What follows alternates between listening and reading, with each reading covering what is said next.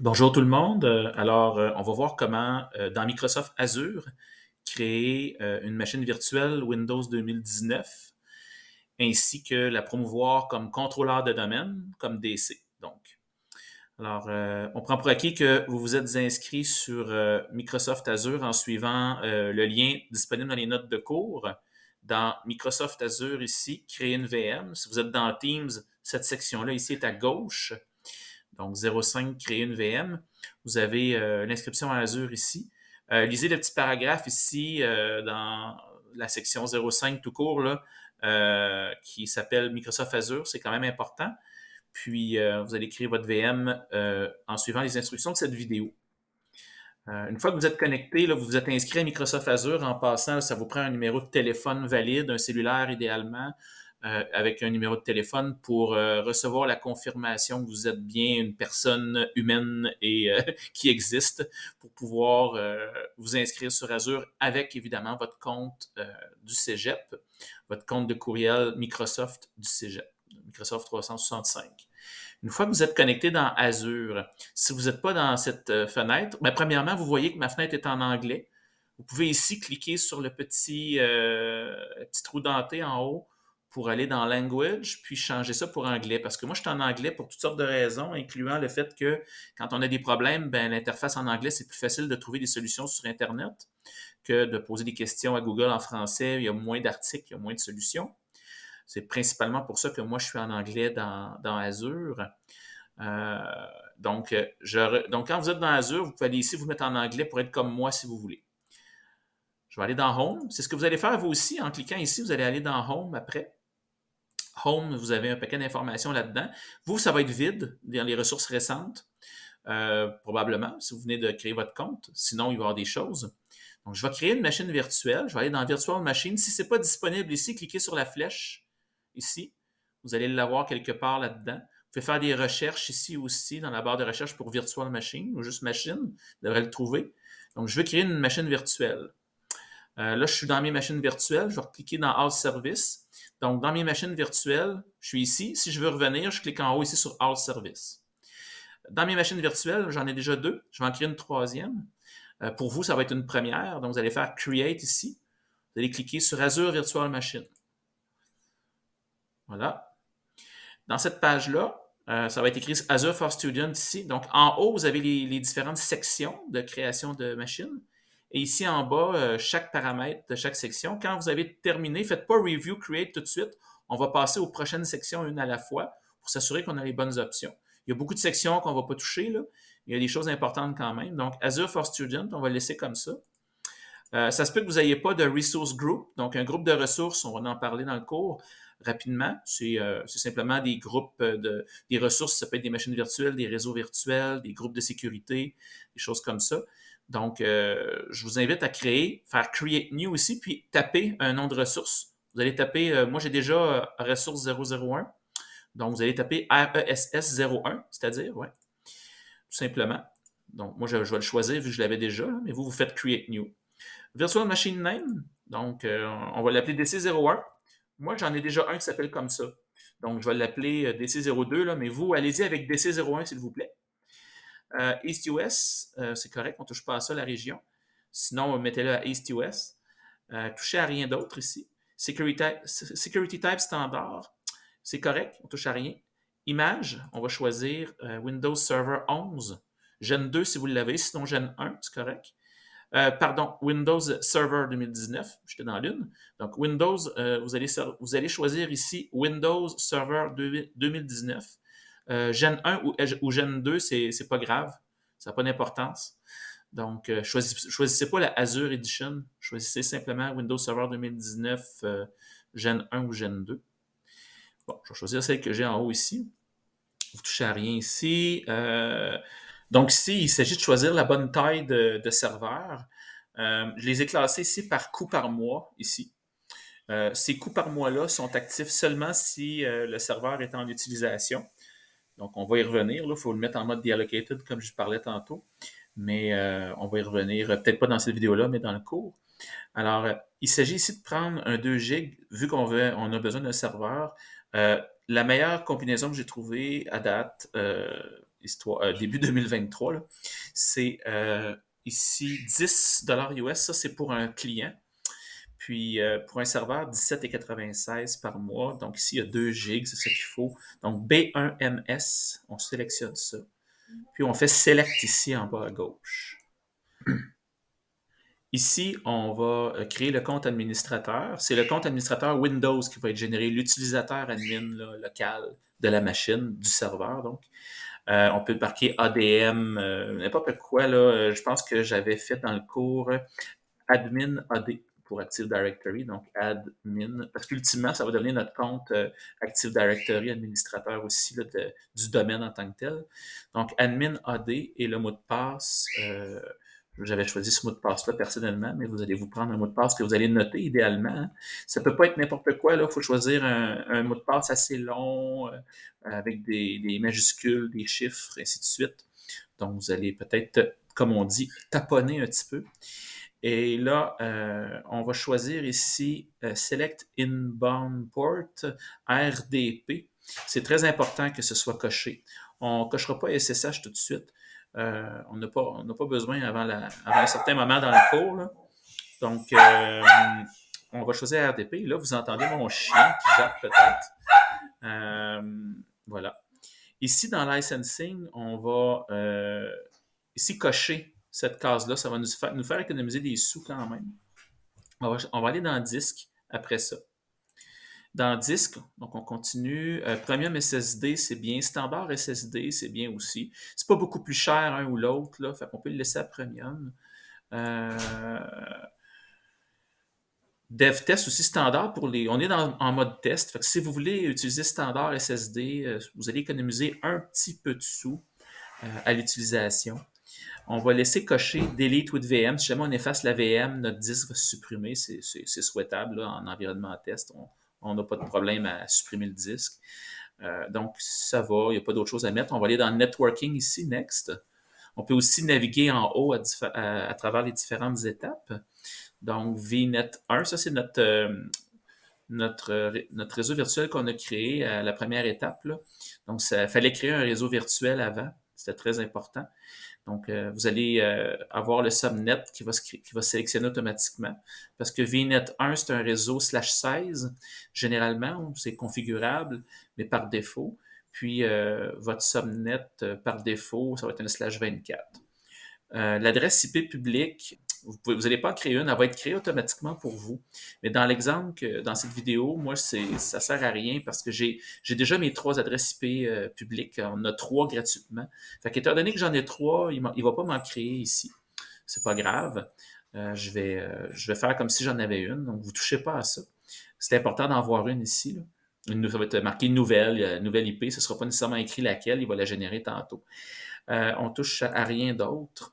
RDP, on le laisse comme ça. On peut faire en sorte d'effacer, si on efface la VM, la carte réseau va être effacée aussi. C'est une carte réseau virtuelle. Donc, c'est parfait. On peut le cocher si vous voulez. C'est préférable de le cocher. Comme ça, si vous supprimez la VM, tous les objets dépendants vont se supprimer, là, incluant en tout cas, dans ce cas-là, la carte réseau. Next. Ici, il n'y a rien à configurer. Monitoring non plus. Advanced, on ne va rien toucher. Donc, on peut tout de suite sauter à Review plus Create en haut.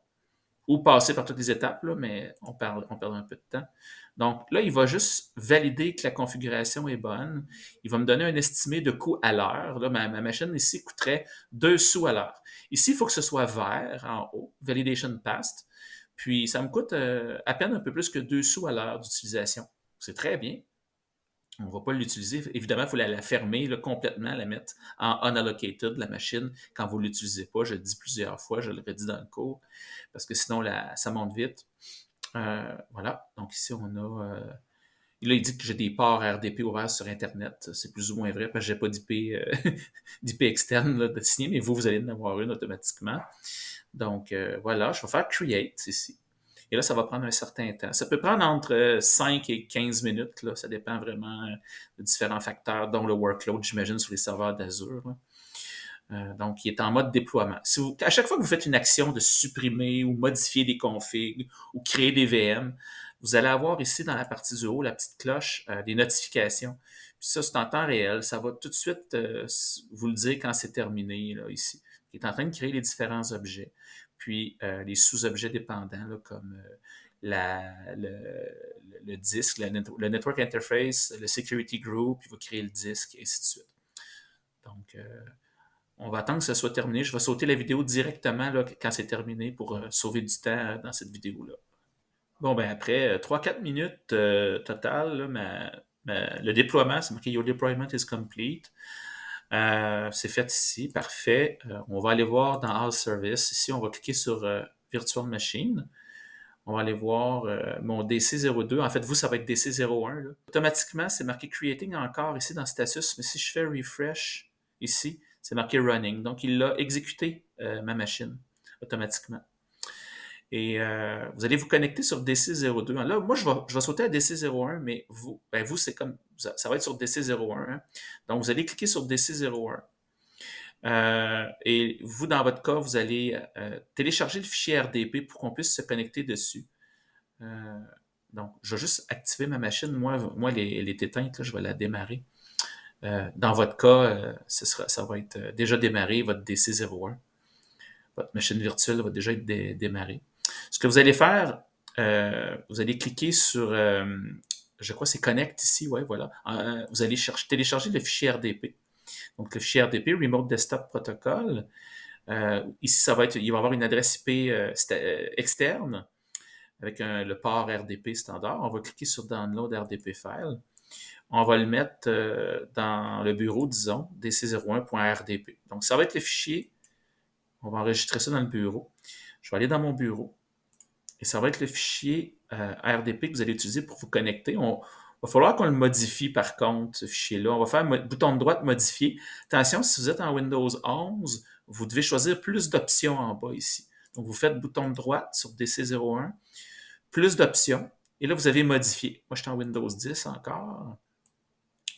Ordinateur. Donc, vous avez l'adresse IP externe, donc sur les serveurs de Microsoft. Ça, c'est votre machine virtuelle qui roule là-dessus. En fait, c'est l'adresse externe pour se connecter en RDP. Le nom d'utilisateur que vous avez choisi tantôt, admin AD, comme ça. Puis, si vous voulez, vous pouvez cocher ça ici. Attention, si vous avez 2 moniteurs, il ne faut pas le mettre plein écran, sinon ça va planter. Ça ne se connectera pas. C'est bizarre comme ça.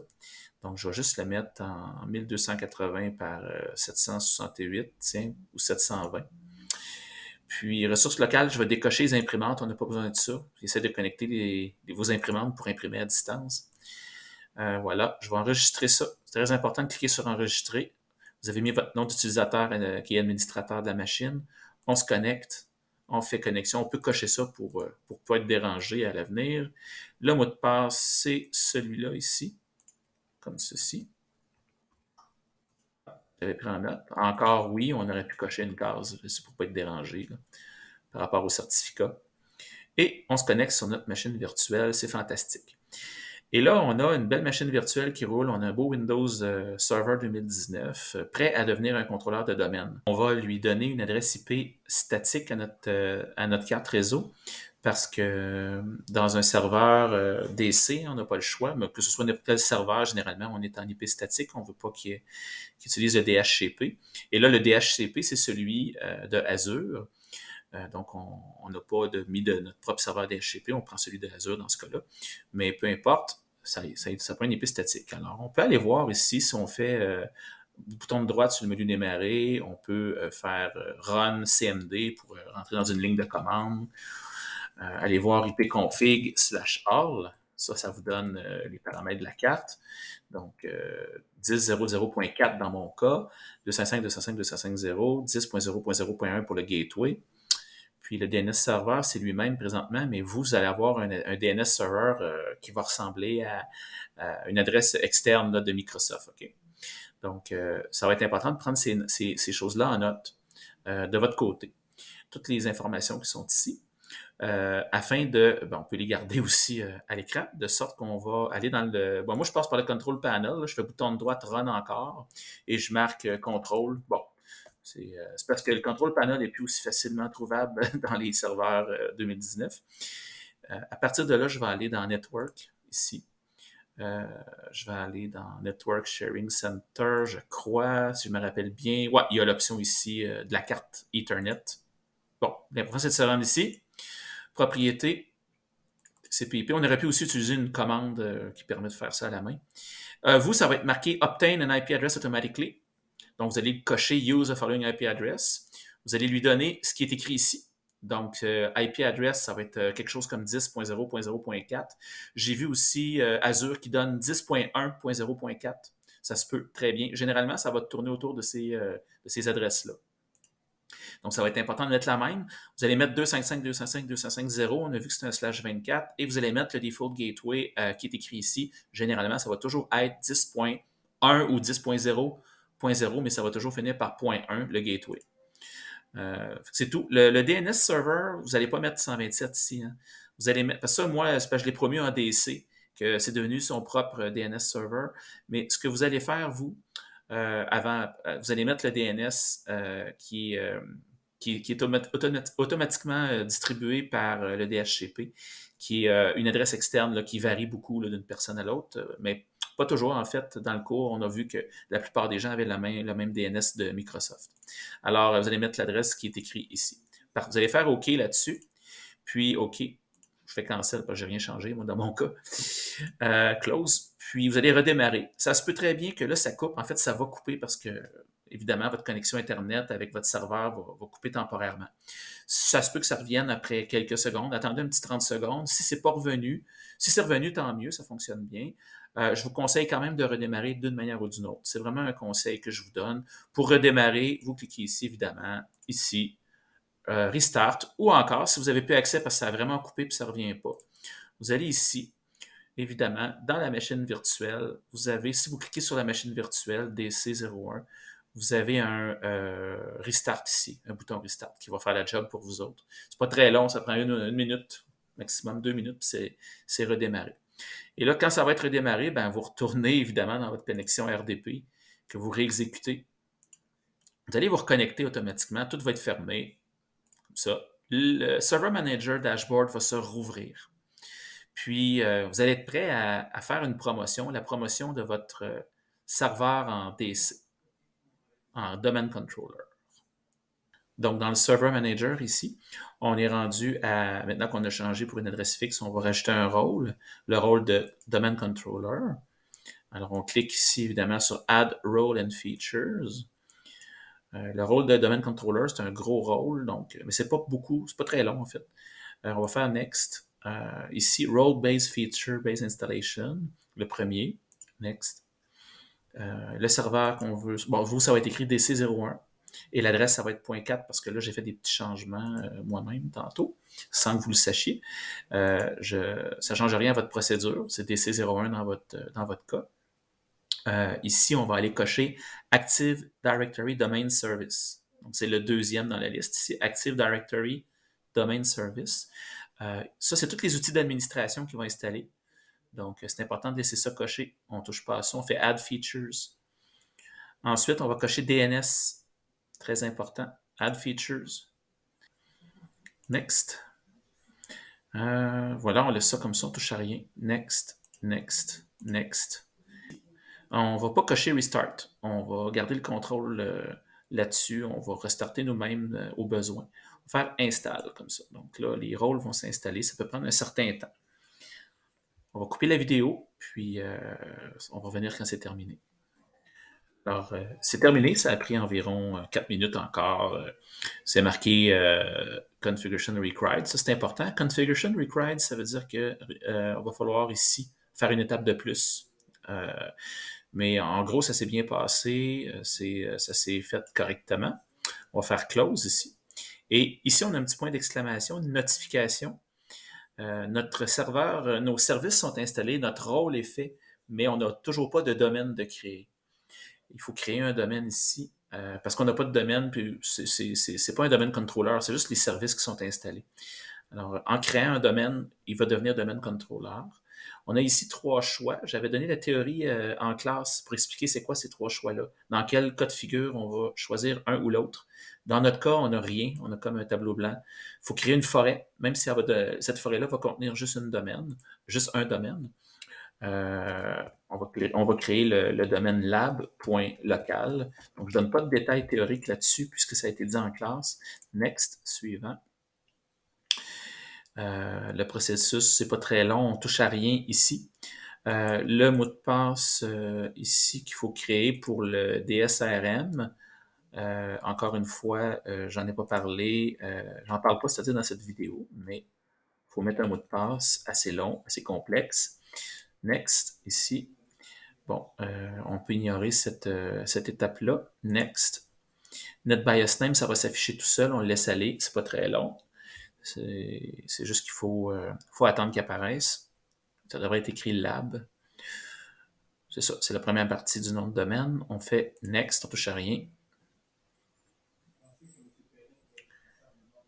Et il va installer ses fichiers, ses logs, son fichier de base de données d'annuaire et le dossier 6vol dont on va parler en classe au prochain cours. Donc voilà, suivant ici.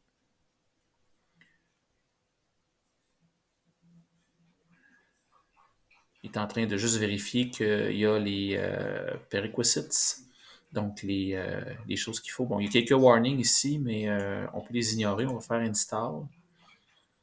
Et c'est en train de se faire. Alors, on a été, comme on dit en bon français, kické out par Remote Desktop parce que le serveur a redémarré. Après avoir installé Active Directory, en fait, le rôle, il y a pas de, quand on a installé le rôle, pour une raison bizarre, là, il a redémarré même si on y avait demandé de ne pas redémarrer. Ou c'est peut-être la carte, dans le fond, qui s'est désactivée, ça, je ne suis pas certain. Alors, on va se reconnecter sur notre serveur, tout simplement. Ça peut prendre un certain temps là, que la carte se réactive. OK, cette étape-là va être un petit peu plus longue. Ça peut prendre jusqu'à 15 minutes pour que les group policies s'appliquent. Étant donné que notre domaine est actif, il y a automatiquement des groupes policies qu'on va voir plus tard qui ont été créés par défaut. Et notre usager, qui était admin AD, ben maintenant, c'est rendu un usager du domaine. C'est rendu le compte Active Directory administrateur du domaine. Alors, c'est pourquoi c'est plus long à préparer. Donc, il faut s'armer de patience un petit peu. Je vais couper la vidéo pour que dès que ça revient, qu'on continue pour voir si c'est correct, si on a fait les bonnes choses. Alors, on vient de se connecter, ça a fonctionné. Ça semble avoir fonctionné. Bon, ce Server Manager-là, cette petite fenêtre-là, on peut soit cocher si on ne veut plus la voir ou juste la fermer. Pour vérifier que ça s'est fait, il y a différentes techniques, mais disons la base, là, ce serait Tools. Ici, aller voir si les outils se sont bien installés. On peut ouvrir un outil Active Directory dans Tools. Ici, il y a les outils. Active Directory Users and Computers. On peut cliquer là, voir si ça se rouvre bien. Si ici, on a notre lab.local, on rouvre ça. On a nos utilisateurs ici par défaut qui existent dans Active Directory. Parfait. On a AdminAD qui est notre utilisateur administrateur de domaine. On peut faire bouton de droite dessus, propriété. Donc, si ça fonctionne, il est Member of Administrator, Domain Admin aussi. Alors, ça, c'est cool. Ça marche. On a réussi notre installation d'un premier DC, un premier contrôleur de domaine. Merci.